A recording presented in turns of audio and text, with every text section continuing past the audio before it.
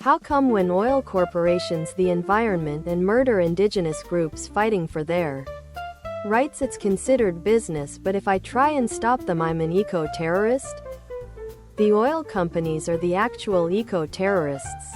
Those who are reading this are well-fed and lazy. Come back when one of these factors changes.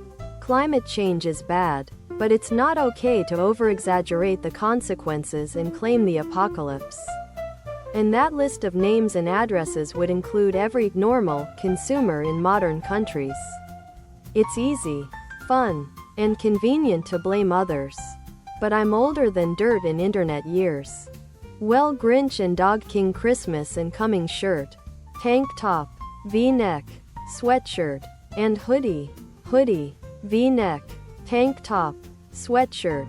My entire life I've been well Grinch and Dog King Christmas and coming shirts. Warming, climate change, finite resources, fossil fuels, and without a doubt, virtual all of us do nothing about it. By many measures, my generation and generations after me are even worse. Despite us having all the knowledge.